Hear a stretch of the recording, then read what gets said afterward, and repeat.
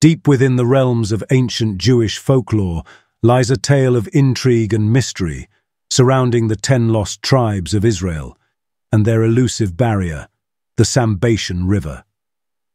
This mythical watercourse has captivated imaginations for centuries, sparking questions about its existence and the fate of the tribes it is said to have protected.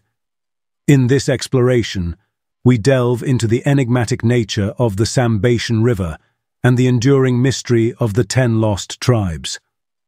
The legend of the Sambation River is believed to be over 2,000 years old, or possibly more, and it has undergone numerous revisions since it was first described in the 1st century AD.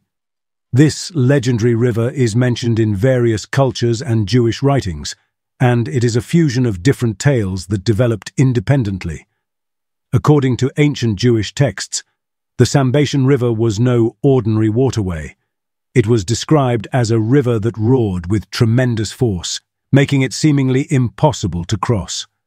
Legends spoke of the deafening noise caused by the river's violent currents, which carried heavy stones that obstructed any attempt to traverse its mighty waters. The river's very name, Sambation, derived from the Hebrew word Shabbat, Sabbath, alluded to a peculiar phenomenon, the river's stillness and cessation of its raging torrent on the Sabbath day, the single day that Jews cannot pass it. The 10 lost tribes of Israel, exiled by the Assyrians in the 8th century BC, have become the subject of countless speculations and quests for their whereabouts. Ancient stories place these tribes near the Sambation River, isolated from the rest of the world. But which tribes were those? Did they truly vanish? Were they obliterated or assimilated? Or do their descendants still exist, hidden from modern view? According to one story, the Levites or sons of Moses are the ones blocked by the river, whereas Judah and Benjamin were scattered among the nations. In this version of events, God showed the Levites the way to the river for their protection and sealed the path behind them so that no one could find them. Meanwhile, a burning fire shielded the Levites from outsiders when the river was calm. The story told by Eldad Hadeni is slightly different. There, a mystic cloud hides the Levites on Saturday. A similar account exists in Islamic sources, which might parallel Jewish sources that did not survive. The problem with these stories is that it is difficult to accept that the Levites were separated from the Israelites and the Judeans. The Bible states that the Levites mixed with the Judeans and shared their exile to Babylon. They may not have been exiled with the 10 Israelite tribes. Although the Levites lived in all the major cities in the Israelite territories, King Jeroboam appointed priests who were not Levites. Consequently, the Levites joined the Judeans. By the 6th century AD, Jewish sources all agreed that the ones blocked by the Sambation River were the 10 lost tribes.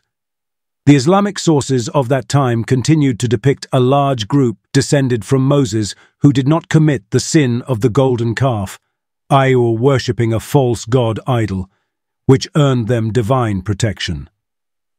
Other versions did not focus on that particular sin, but described the group as virtually righteous, allowing the expansion of this group to include the lost 10 tribes in later sources. Numerous questions continue to shroud the 10 lost tribes and the Sambation River. One key aspect is the location of the river itself.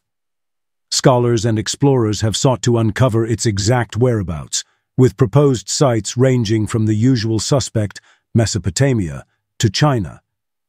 Other attempts have placed Sambation River in Armenia, where an ancient kingdom was situated in the eastern part of Anatolia and the southern Caucasus region, Central Asia, specifically Kazakhstan or Turkmenistan, and Transoxiana, a historical region encompassing parts of modern-day Uzbekistan, Tajikistan, and Turkmenistan.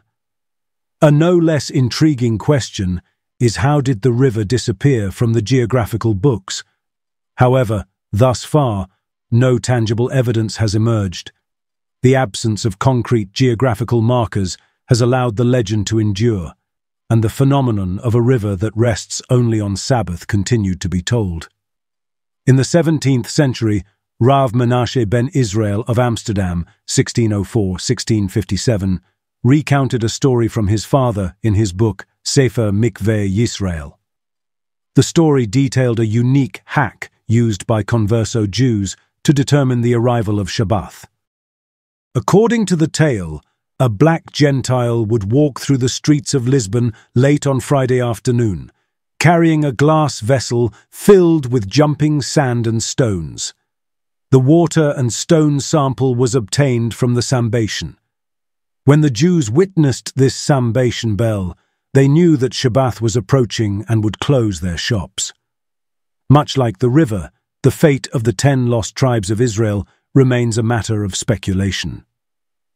Did they stay isolated near the Sambation River, preserving their unique identity and customs?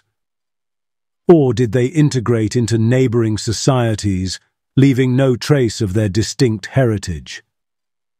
The answers to these questions lie hidden within the annals of history, waiting for discovery.